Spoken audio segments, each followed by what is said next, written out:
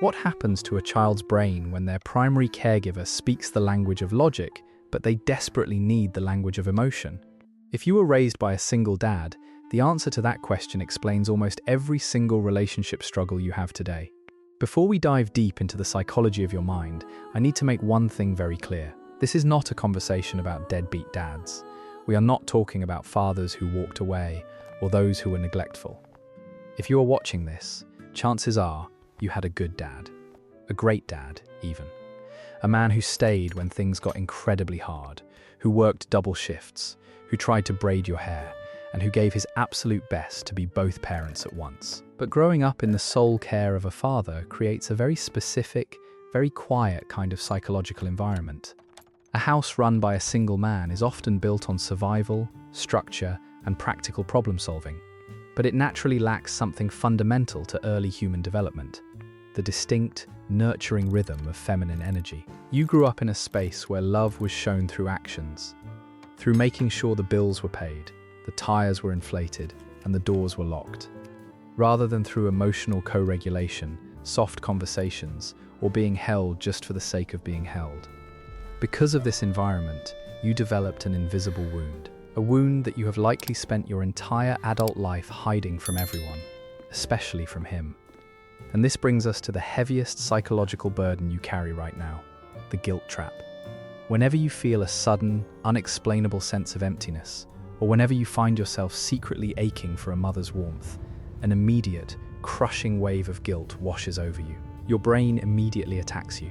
You tell yourself, "How can I be so ungrateful? My dad sacrificed his entire life for me. I have no right to be sad. I shouldn't feel this way." So, you swallow the sadness. You put on a brave face. You tell the world you turned out just fine. But I need you to hear this right now, and I want you to let it sink in deeply. Your grief does not cancel out your gratitude.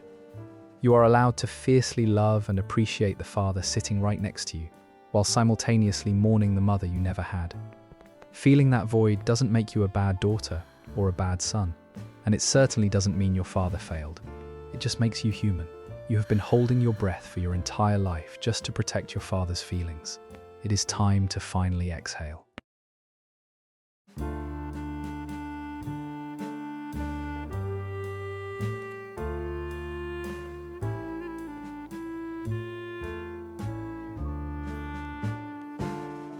Have you ever wondered why, even as an adult, you physically cringe when someone gets too emotional around you? Or why, when you are going through a personal crisis, your first instinct is to isolate, make a spreadsheet, or come up with a 5-step action plan rather than calling a friend just to cry? To understand this, we have to look at the neuroscience of male parenting and the unique way a single father's brain approaches distress. In traditional family dynamics, a mother and a father offer two very different evolutionary functions.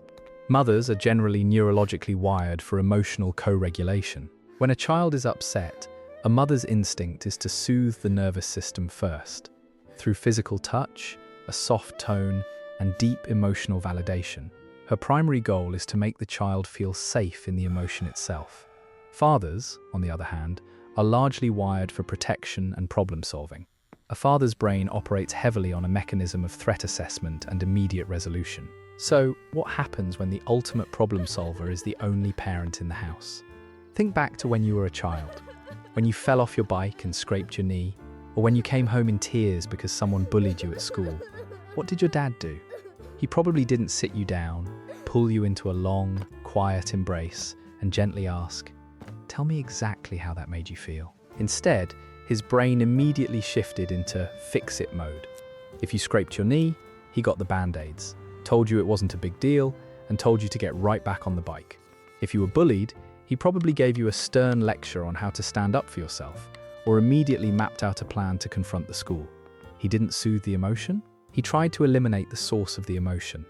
To a child's highly sensitive, developing brain, this creates a profound cognitive dissonance. You were crying out for emotional comfort, but you were handed a practical solution. Over time, because the human brain is the ultimate adaptation machine, you began to rewire yourself. You learned that bringing messy, unregulated emotions to your father didn't get you the warm, unconditional embrace you secretly wanted. It just got you a lecture, a task, or a logical breakdown of why you shouldn't be crying in the first place. This is the exact birthplace of what psychologists call emotional masking. You slowly internalize the core belief that emotions are inefficient, that crying is a useless waste of time, that sadness is just a mechanical problem waiting to be solved. You learn to suppress your natural emotional responses and replace them with a hyperlogical exterior, mirroring the exact survival mechanism your father used to keep your household afloat. You became a master at wearing a mask of absolute competence, shutting down your own tears before they could even fall. This is why overt vulnerability feels so deeply uncomfortable to you today. It feels like a failure to solve the problem. But here is the breakthrough you need to have right now. Your father's hyperlogical response was not a rejection of your feelings. It was his profound, desperate attempt to keep you safe in a world where he was the only shield you had. He wasn't ignoring your emotions. He was simply speaking his native language of logic and protection, while you were desperately craving the language of comfort. Let's talk about the compliment you probably receive more than any other. People look at you and say, "You are so strong. You are so fiercely independent. You have it all together." In the workplace, you are the reliable one. In your friend group, you are the one who solves everyone else's problems. You never ask for favors, you hate borrowing money, and the phrase, "I can do it myself," is basically your life motto. Society praises you for this. They look at your extreme self-sufficiency and call it a superpower. But deep down, in the quiet moments when you are completely alone, you know how utterly exhausted you are. In clinical psychology, we don't call this a superpower. We call it hyper-independence, and it is a classic trauma response. For a securely attached child, asking for help is a neutral, safe action. But for you, asking for help feels incredibly dangerous. Why? Because when you were growing up with a single dad, you saw how much weight he was already carrying. You watched him juggle work, bills, groceries, and parenting, often running on empty, looking tired. Without even realizing it, your childhood brain made a silent, protective vow. I will not be another burden. I will not add to his stress. So, you stopped asking. You learnt to figure things out on your own. You handled your own homework, your own conflicts, and your own tears. Today, when you are overwhelmed and someone offers to help you, your nervous system doesn't register it as relief. It registers it as a threat to your survival. Relying on someone else means giving up the control that has kept you safe your entire life, and your brain simply will not allow that. This leads us to one of the most profound psychological impacts of being raised by a single father, the phenomenon known as parentification. Because there was an empty adult role in the house, you subconsciously stepped in to fill it. You weren't just a child, you became your father's co-pilot. You might have started doing your own laundry at age 8, cooking dinner by age 10, or managing the emotional temperature of the household. If you are a daughter, you may have unknowingly taken on the surrogate spouse role. Not in any inappropriate way, but in the sense that you became the primary feminine presence. You took care of the domestic duties, nurtured your siblings, and perhaps even nurtured your dad when he looked defeated. You were a miniature adult. You traded your childhood for extreme competence. And while your dad was probably deeply grateful for your help, the tragedy is that you never truly got to be just a kid. You never got to be messy, irresponsible, and completely taken care of without worrying about the logistics of the household. This is exactly why you are experiencing what therapists call high-functioning burnout. You are running on a psychological engine built for survival long after the war is over. You are terrified that if you drop even one ball, everything will fall apart, because that is exactly how it felt when you were 10 years old. But here is the heartbreaking twist, the realization that changes everything. Your extreme independence is not your personality. It is your armor. It is the heavy, iron suit you forged for yourself because you felt you had no other choice. It is a brilliant, beautiful defense mechanism that kept you and your father afloat when times were tough. But you are an adult now. You don't live in that survival mode anymore. Carrying that heavy armor into your adult life, into your friendships, and into your romantic relationships is exactly what is keeping you feeling so isolated. Your independence kept you safe, but now it is keeping you lonely. Let's decode exactly why you would rather be completely alone than enter a relationship where you have to deeply depend on someone else. If you look closely at your romantic history, you might notice a very specific, recurring pattern. When things get too close, when a partner demands too much emotional intimacy, or when you feel yourself starting to rely on them, an alarm goes off in your brain. You pull away. You create distance. You convince yourself that you are just fine on your own. In adult psychology, this is known as avoidant attachment. But for someone raised by a single father, it goes much deeper than simply being afraid of commitment. You aren't actually afraid of love.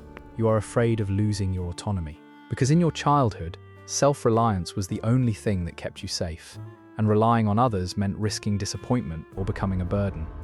How this manifests in your adult relationships often depends on whether you are a daughter or a son. If you are a daughter raised by a single dad, your romantic life usually swings between two extreme pendulums. The first extreme is that you unconsciously seek out partners who are exact emotional replicas of your father. You gravitate towards men who are highly practical, stoic, and logic-driven. You choose safety, financial stability, and predictability over deep emotional resonance, because a quiet, unemotional household is what feels like home to your nervous system. The second extreme for daughters is the superwoman syndrome. Growing up, you internalized so much of your father's masculine, problem-solving energy that you now project an aura of absolute invincibility. You unconsciously push romantic partners away because you literally do not leave any room for them to take care of you. When a partner tries to step in and help, you feel suffocated. You equate needing a man with being weak, so you end up attracting partners who are passive, forcing you to play the role of the hyper-competent leader, the exact role you played in your childhood.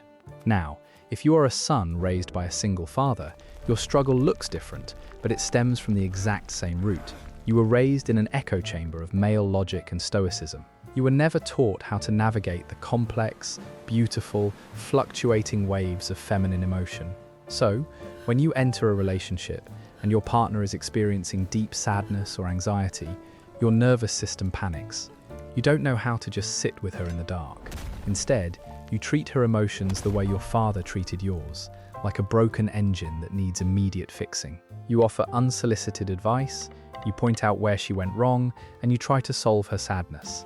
And when she gets frustrated because she just wanted to be held and heard, you feel unappreciated, confused, and you emotionally withdraw. But here is the profound truth that you need to internalize today. You are not broken. You are not inherently bad at love, and you are not destined to push people away forever. What is actually happening is that you are applying your brilliant childhood survival instincts to an environment that requires vulnerability. Romantic love requires surrender. It requires you to take off the heavy, iron armor you built in your father's house. And for you, taking off that armor and saying, "I need you," feels like stepping onto a battlefield completely exposed. Let's talk about the nights when the house is completely quiet, and you find yourself crying for a reason you cannot even name. You aren't upset about work, your relationship is fine, and your dad is doing well. Yet, out of nowhere, there is a heavy, phantom ache in your chest. A deep, hollow longing that makes you feel entirely alone in the world. In psychology, there is a clinical term for this specific kind of pain. It is called ambiguous loss. Normal grief happens when someone passes away. There is a funeral, there is a clear ending, and society knows exactly how to comfort you. But ambiguous loss is entirely different. It is the agonizing process of grieving someone who is physically alive but emotionally absent, or even harder, grieving an idealized version of a person or a life that you never actually got to experience. Every time you scroll through social media on Mother's Day, every time you watch a movie with a deeply emotional mother-child scene, or every time you see a friend effortlessly lean on their mum for comfort after a bad day, that phantom ache comes back. You are mourning a ghost. You are grieving an experience of unconditional, soft, feminine love that was stolen from you before you even had the chance to understand it. This creates a violent, exhausting emotional conflict inside of your mind. If your mother walked away, you likely carry a profound, quiet anger toward her. You are fiercely protective of your dad, and you are angry that she left the two of you to figure out survival all on your own. You have built a fortress of logic to convince yourself that you do not need her. But underneath that anger, underneath that hyper-independent armor, is a terrified, exhausted inner child who just wants to be held by her. You hate that you still want her. You feel pathetic for craving the warmth of a woman who wasn't there, and you constantly fight your own mind for feeling this way. And this is where the ultimate guilt trap, the one we talked about at the very beginning of this video, returns to crush you. You look at your dad. You think about the man who attended every school play alone, who worked himself to the bone, who clumsily tried to teach you about life, and who gave you every ounce of love he had in his body. And when you feel that ache for a mother, you feel like a traitor. You think to yourself, isn't his love enough?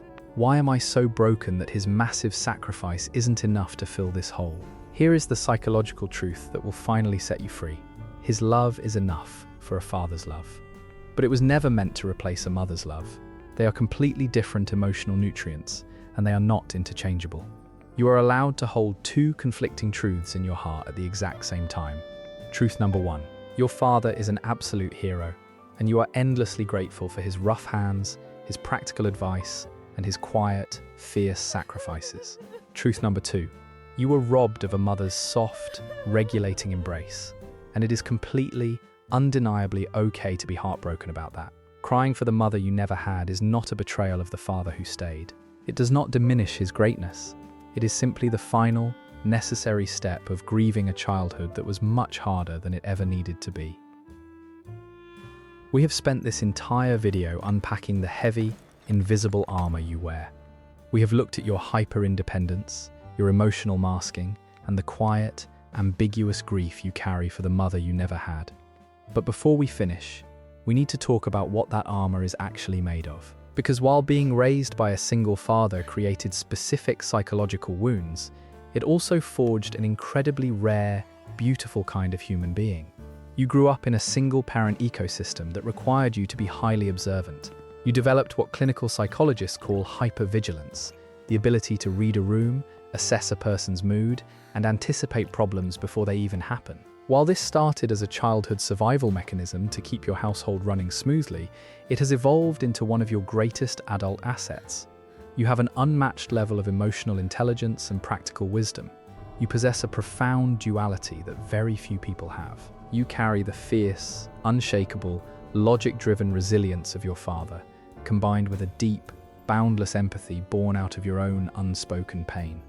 You know exactly what it feels like to be emotionally overlooked, which means you are fiercely dedicated to making sure the people you love never feel that way. You are a fiercely loyal friend, a deeply capable partner, and a powerhouse in whatever room you walk into. But it is time to lay the armor down. For your entire life, your nervous system has been running on the assumption that if you do not hold everything together, it will all fall apart. You have been playing the role of the hyper-competent adult since you were just a child. I need you to hear this, and I want you to let your shoulders drop as you do. The survival war is over. You survived. You are safe now. You no longer live in that house where you have to be the emotional co-pilot.